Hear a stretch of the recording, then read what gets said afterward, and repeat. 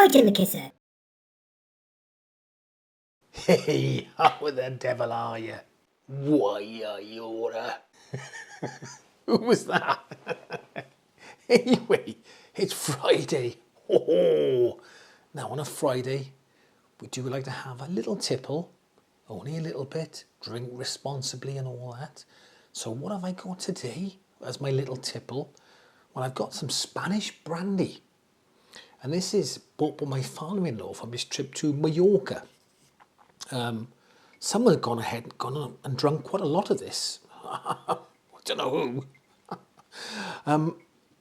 Yeah, so he brought this back from Mallorca. Mallorca's part of the Balearic Islands off the east coast of Spain. Yeah, it's not too strong. It's only 30% proof, which is good because, you know, you don't get too steaming with it. Like some drinks can be a bit too strong, can't they? So this is nice, it's 30%. And it's called Veterano, which a direct translation means veteran. So there you go. Thank you for your service. Let's have a little taste of this.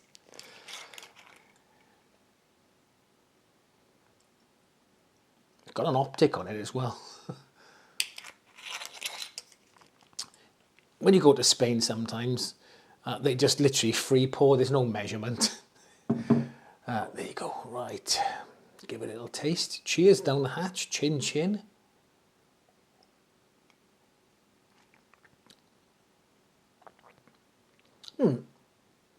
It's not bad.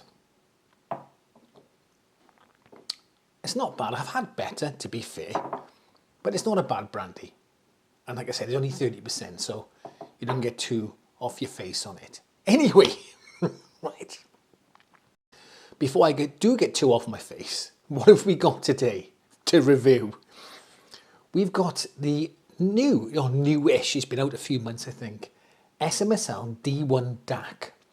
Now this is going for, I think, on Amazon in the UK at the moment, I think it's 70 quid. What? 70 quid? Having a laugh. And I think it's a direct replacement of the SMSL SU1. Looks like the same box, same configuration. They've just made a few improvements as such. You could say they're improvements, maybe, maybe not.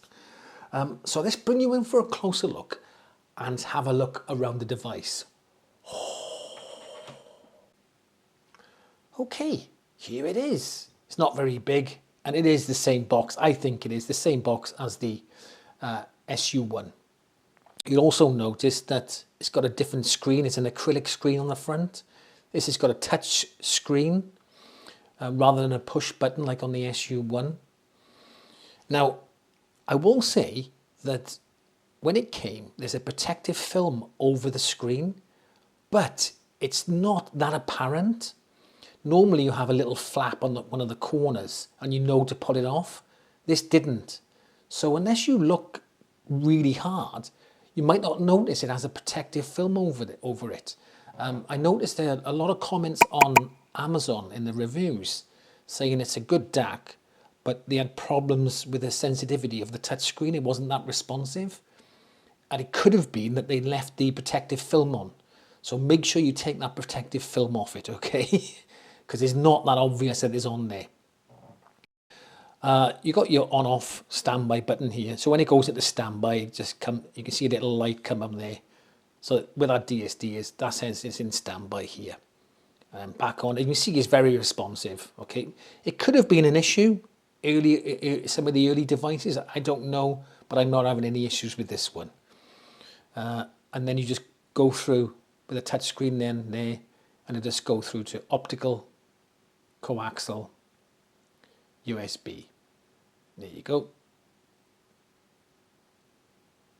Marvellous. Right, let's have a little look around the back. Okay, so on the back, very similar to the SU1, you've got your RCA out, coaxial in, optical in. You've got your USB in, USB-C in there, but this is different. The SU1 didn't have this power input here, USB power input. Now what this is for, you can power the device via this directly from your PC. You don't need to use that. However, if you're getting issues with noise or some interference, you can use a more stable power input using a 5-volt plug, and you can plug it into that. Now, I tried both and I didn't hear a difference. But sometimes from a laptop or from a PC, you might be getting what some people call dirty power. I don't even know what dirty power is, just needs a wash maybe, I don't know. But it could be some interference coming through. It might not be a very good power supply coming from your laptop. So you can plug your laptop in here, but also plug a 5-volt power supply in there. I would advise you to maybe experiment with it, or if you're getting issues, use that power input there. I didn't need to, I tried it both. I couldn't hear a difference between either one. But this is supposed to give you a cleaner, more stable power, better performance and more current. So if you want to use that, you can, but test them first. I prefer just to plug it in there and power it like that, because I don't want an extra power supply. I did try it with a 5-volt, I couldn't hear a difference. Right, let's compare the specs of the D1 to the SU1. So you can see they've changed the DAC. SU1 had the AK4493S, and the D1 has the ROM, I think it's pronounced ROM or ROM. Could be ROM, I don't know. BD34352EKV. I'm just glad they didn't give it a long title. Jesus. Anyway, that's what it is. Not familiar with ROM DACs, I haven't used them before, never heard them before. MQA, they've got rid of it. Yeah, finally gone, get lost. Both got DSD512, both capable of playing PCM up to 768 kilohertz and 32-bit. Total harmonic distortion plus noise is a little bit better on the D1. Would you notice a difference between 0.00013 and 0.00038? Very, very unlikely, okay? But the SU1 has a slightly better signal to noise ratio by 2 dB. Would you notice that 2 dB? Very, very unlikely. And now when you look at the signal to noise ratio on some of the websites, it says that ROM DAC is capable of 126 dB signal to noise ratio. But in the specs, it says it's 119 dB. So maybe it's the way it's been implemented, potentially. I do have one minor gripe, okay? And it's the manual. Why do they have to do it in such teeny writing? I mean, that is ridiculous. It's got to be font 4 or 5. And this is font 6, I think. It's absolutely tiny. And I'm hunting around for my glass. I'm trying to look at it. It's like, what? I can't see. It's just going in and out of focus. I can't, no idea what it says. I'm going to my wife, where's my glasses? Where have the kids put them? Make the font size a little bit bigger for us oldies, yeah, please.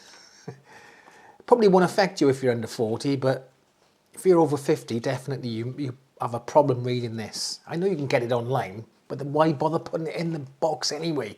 Making it that flipping small. Come on, SMSL. Minor gripe, okay. So what do I think of it? I think it's a very capable little DAC. Sounds great. For £70, you can't go wrong. Is it better than the SU1? Debatable. I mean, when I compare DACs to DACs, they normally sound pretty much the same to me, okay? I think this is a very decent DAC. One benefit you do have, though, is you have that extra power input on the back here. Now, a lot of people have said about the SU1, I've seen it on forums and stuff, they sound a little harsh. Now, I didn't find it harsh at all, the SU1. But potentially, it could have been that their PCs or laptops were giving out dirty power. I don't know. It could be, okay? So that extra power supply could solve that. Other reviewers have said that it sounds a bit cleaner, more refined than the SU1. But again, I don't have an SU1 to hand to do a direct comparison. I don't have a DAC in-house at the moment. Like, all I have is this digital interface from Duke Audio, which is not a DAC. It's no DAC. It is just a digital input and output. So I've got no DAC to compare it to at the moment. So I can't do a test, unfortunately. Boo, I know. You're all going, watch till the end, you why-I-order. But I tell you what I'll do. I'm going to keep this to hand. And to keep it, I'm going to use it, okay? And when I get a DAC through, I will do a sound comparison. Right? When I get another DAC through, I'll do a sound comparison between this and the DAC I get in, okay? I might be expecting one from Fuzzy Audio. It's a headphone /DAC /amplifier. So make sure you're subscribed so you don't miss out on that. And the sound test comparing this to that. I will do one, I promise. I never break my promise. Anyway, that's come to the end of the video.